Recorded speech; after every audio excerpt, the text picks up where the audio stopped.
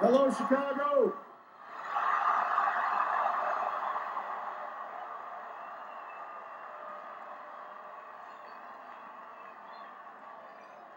If there is anyone out there who still doubts that America is a place where all things are possible, who still wonders if the dream of our founders is alive in our time, who still questions the power of our democracy, tonight is your answer.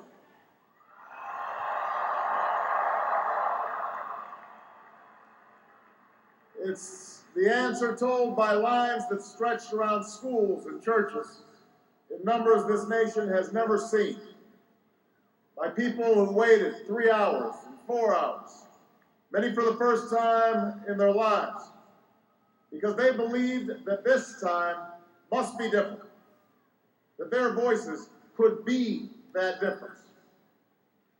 It's the answer spoken by young and old, rich and poor, Democrat and Republican, black, white, Hispanic, Asian, Native American, gay, straight, disabled and not disabled, Americans who sent a message to the world that we have never been just a collection of individuals or a collection of red states and blue states. We are and always will be the United States of America.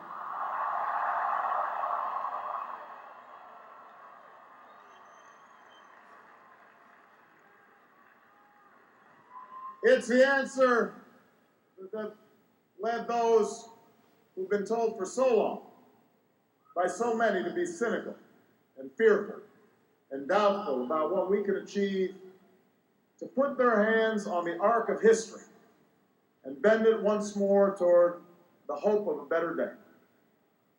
It's been a long time coming, but tonight, because of what we did on this day, in this election, at this defining moment, change has come to America.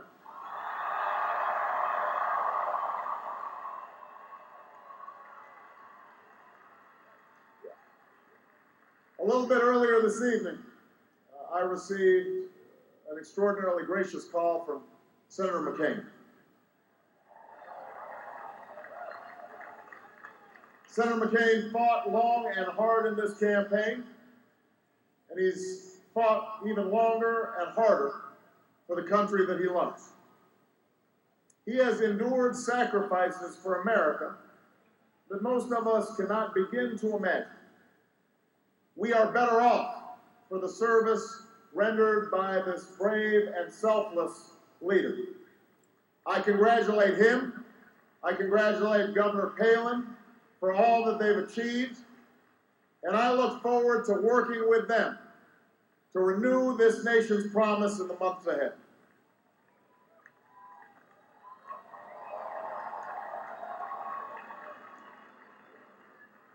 I want to thank my partner in this journey, a man who campaigned from his heart and spoke for the men and women he grew up with on the streets of Scranton and rode with on the train home to Delaware, the Vice President-elect of the United States, Joe Biden.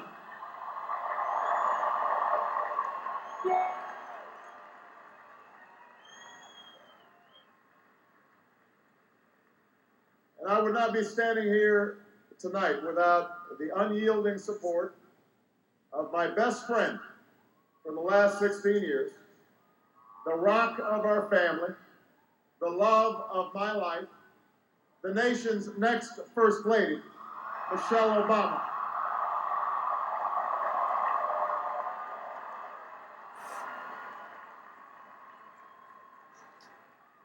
Sasha and Malia, I love you both more than you can imagine.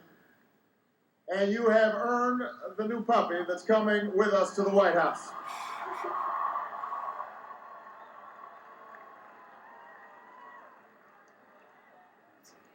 And while she's no longer with us, I know my grandmother's watching, along with the family that made me who I am. I miss them tonight. I know that my debt to them is beyond measure. To my sister Maya, my sister Alma, all my other brothers and sisters, thank you so much for all the support that you've given me. I am grateful to them.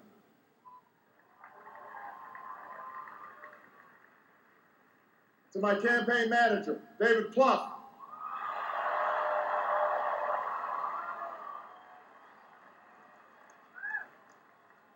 the unsung hero of this campaign, who built the best political campaign, I think, in the history of the United States of America. To my chief strategist, David Axelrod, who's been a partner with me every step of the way. To the best campaign team ever assembled in the history of politics, you made this happen, and I am forever grateful for what you've sacrificed to get it done. But above all, I will never forget who this victory truly belongs to. It belongs to you. It belongs to you. I was never the likeliest candidate for this office. We didn't start with much money or many endorsements. Our campaign was not hatched in the halls of Washington. It began in the backyards of Des Moines, in the living rooms of Concord, and the front porches of Charleston. It was built by working men and women who dug into what little savings they had to get $5 and $10 and $20 to the cause. It grew strength from the young people who rejected the myth of their generation's apathy, who left their homes and their families for jobs that offered little pay and less sleep.